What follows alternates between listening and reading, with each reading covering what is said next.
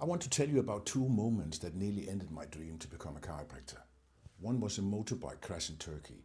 The other one was a pain in my lower back in South London.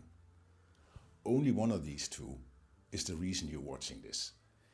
See, 7 months before chiropractic school, a friend and I rode motorcycles from Denmark towards China.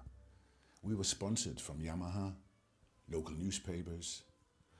There was winter roads, frozen autobahns. But by spring, we were on the beach south of Izmir, Turkey.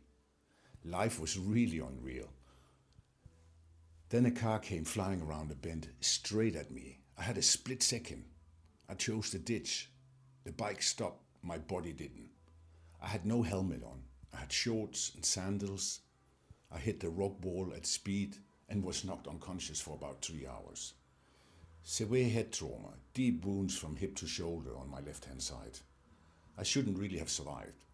But within 2 weeks, absolutely no pain. So I went back to retrieve my motorbike and went straight into 5 years of chiropractic education. 5 years of rugby, football, full physical intensity, thriving, no limitation, no complaints, a body that absorbed a near fatal trauma and walked away without a trace. At that time, I didn't ask why really. When the body isn't complaining, we don't audit it. Remember that matters. See, 6 months into my first job in South London, I developed a deep, persistent pain on my left-hand side, around the SI joint, gluteal area. And at that time, it didn't go away. Now, I was a chiropractor working in a chiropractic clinic. I had access to everything we routinely gave our patients. Adjustments, soft tissue work, rehabilitation, progressive loading. I even used orthotics for a while, I think about a half a year or so. No change. We examined everything textbook told us to examine.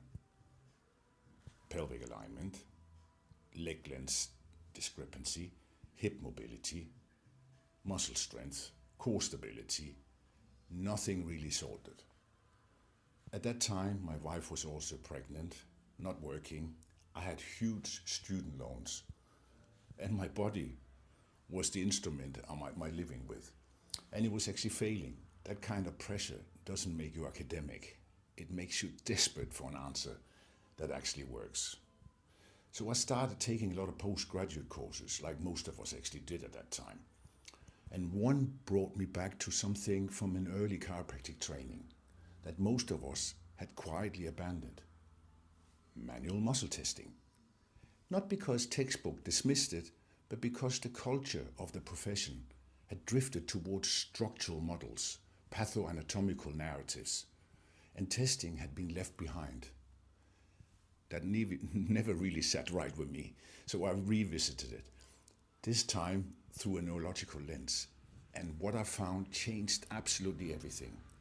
I had a muscle on my right-hand side that was barely firing, my piriformis muscle. My pain was on the left. That made absolutely no sense through the model I've been trained with. Pain follows, ipsilateral problem, local lesion, that's what we were taught. But we tested the right side muscle anyway.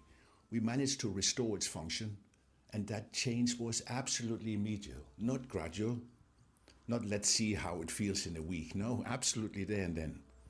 Here's what I understand now after 30 years that I didn't understand then. The nervous system had quietly inhibited that muscle.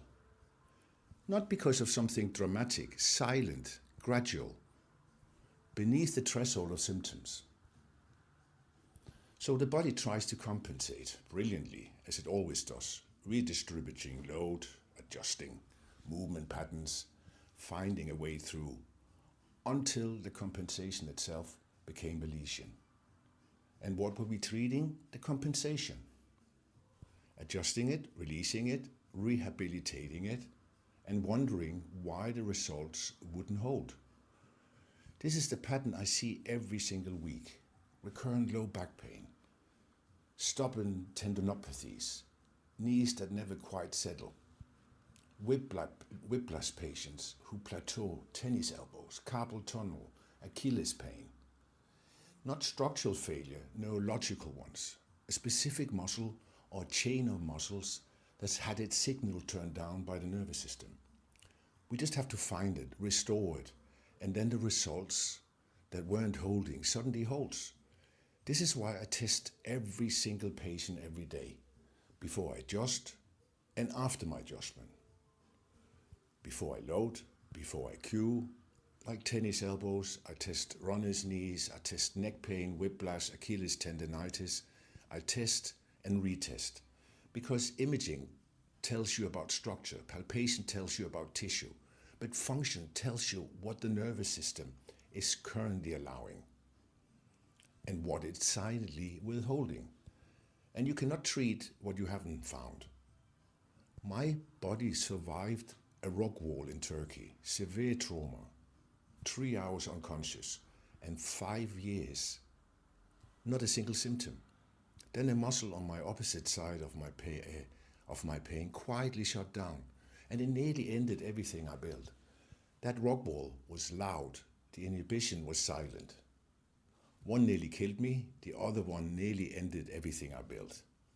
So if you're a chiropractor, a physio, an osteopath, or somebody with similar background, I'm not asking you to tear up what you already know. I'm asking you to add one thing: test for neuromuscular control. Because the pain rarely is where the problem started. And if you're not testing, you're not listening to what the nervous system is already trying to tell you. My name is Morten Wolf, chiropractor.